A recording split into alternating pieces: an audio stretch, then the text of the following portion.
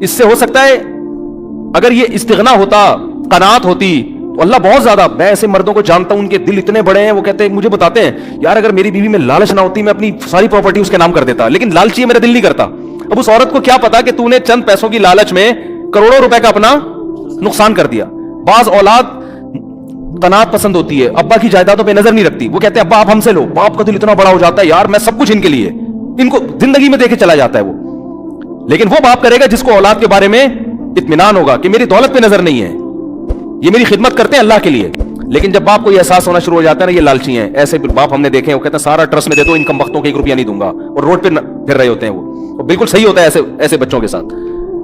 تو بھائی اللہ تو اس سے زیادہ، یہ اللہ کا تو اس سے زیادہ ہے۔ اللہ کہتے ہیں مجھ سے ناجائز طریقے سے چھیننے کی کوشش کرو گے دیوالیاں نکال دوں گا تمہارا، اگر دوں گا بھی نا تو دل سے سکون چھین لوں گا۔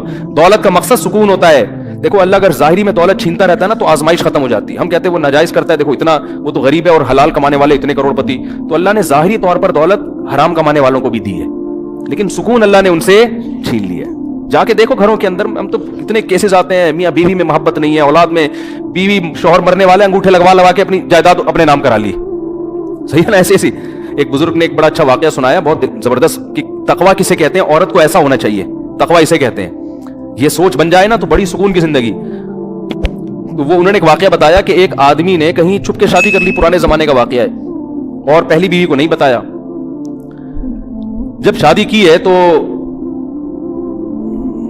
موت سے چند دن پہلے بتا دیا ہوگا، یا پتہ چل گیا ہوگا، یا پتہ چلنے کی وجہ سے ہی مرے ہوں گے، واللہ عالم۔ بہرحال وہ انا للہ ہو گیا ان کو، جیسے پتہ چلا ان کا چانس یہی ہوتا ہے کہ جب پتہ چلے گا تو اب آپ کی زندگی کے دن بہت تھوڑے سے رہ گئے، صحیح، انتقال ہو گیا۔ اب وہ عورت کہیں گاؤں دیہات میں دوسری زوجہ رہتی تھی، تو پہلی کو خیال آیا کہ ٹھیک ہے میرے میاں نے صحیح کیا، غلط کیا، لیکن وراثت میں اس بیوی کا حصہ بہرحال بنتا ہے۔ آج کل یہ سوچ نہیں ہے، بھئی شرم، یہ میرے لیے حرام ہوگا اگر میں اس کا حصہ کھاؤں۔ تو جو اس کی وراثت کا بڑا کروڑ پتی آدمی تھا، وہ حصہ لے کر گئی ہے اس پہ دوسری زوجہ کے پاس۔ وہ یہ کہہ بھی سکتی تھی کہ تو چھپ کے کیا ہے نا، ہم تھوڑی ذمہ دار ہیں، ہمیں تھوڑی بتایا تھا۔ اس کے پاس حصہ لے کے گئی وہ۔ یہ جب خدا کا خوف ہوتا ہے نا، لالچ نہیں ہوتی، تو ایسے ہوتا ہے، اور ایسے لوگوں کے لیے اللہ پھر رزق کے دروازے الگ طریقے سے کھولتا ہے۔ اس کو میں ابھی حدیث سناتا ہوں، اس پہ کیسے اللہ غیب سے رزق کے دروازے کھولتا ہے۔ اللہ پہلے آزماتا ہے کہ حرام کی طرف مت جاؤ، حرام میں اگر ملے گا بھی نا تو سکون گیا، لالچ، ہوس، یہ چیزیں انسان میں پیدا ہو جاتی ہیں۔ تو جب وہ اس کے پاس گئی اور کہا کہ بھائی میرے میاں نے کی ہوئی تھی، ہمیں پتہ چلا، اور اب میں تمہاری وراثت نہیں کھا سکتی، جتنا میرا حصہ اتنا ہی تمہارا۔ وہ بھی کتنی خاندانی۔ اس نے کہا کہ آپ کے شوہر نے مجھے 3-4 مہینے پہلے طلاق دے دی تھی۔ مسئلہ یہ ہے کہ شوہر اگر 1 یا 2 طلاقیں دے اور بیوی کی عدت ہو تو عدت کے دوران عورت کو وراثت ملتی ہے، پھر اگر مرض موت میں طلاق دے دے، اب وہ ایک الگ مسئلہ ہے، لمبی بحث ہے، تو کبھی کوئی مبتلا ہو تو پوچھ لے۔ میں اس لیے کہہ رہا ہوں کہ ایسا نہ ہو وہ لوگ میرے بیان کو ایک مسئلہ بنا کے بھی پیش کر دیتے ہیں، لیکن عدت بھی ختم ہو چکی تھی، تو انہوں نے اس بات کا بتایا نہیں تھا، لہذا میں ان کی زوجہ نہیں ہوں، میرا حصہ نہیں۔ کیسی خاندانی عورتیں تھیں کہ نہیں تھیں؟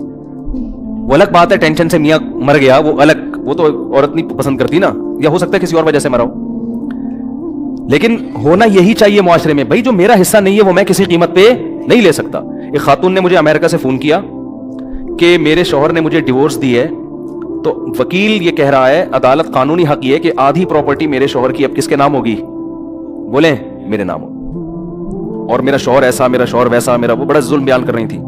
میں نے کہا آپ کا شوہر جیسا بھی تھا، نالائق تھا، ظالم تھا، جب اس نے آپ کو طلاق دے دی تو شریعت کی روح سے اب عدت کا خرچہ اور مہر کا خرچہ، اس کے علاوہ آپ کچھ اور لینے کی مجاز نہیں۔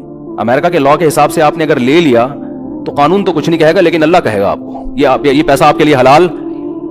بولتے کیوں نہیں کہیں میرا میاں تو ظالم تھا۔ میں نے کہا جو ظلم تھا تو علیحدگی ہو گئی نا، بس تلافی ہو گئی اس ظلم کی، اب نہیں رہ رہا آپ کے ساتھ، وہ ختم قصہ۔ ہاں بچوں کا خرچہ وہ کہہ رہی وہ تو ویسے ہی دے رہا ہے بچوں کا خرچہ۔ میں نے کہا بچوں کا لے سکتی ہیں اپنا خرچہ، اور میں نے کہا بچوں کا خرچہ بھی آپ 2 مفتیوں کو درمیان میں ڈالیں، کیونکہ امریکہ کا لاء امریکہ کے حساب سے خرچہ دے گا، شریعت کس کے حساب سے مانگے گی خرچہ؟ اسلام کے حساب سے مانگے گی۔ تو اتنا خرچہ لینا جائز ہے جو شریعت کی روح سے صحیح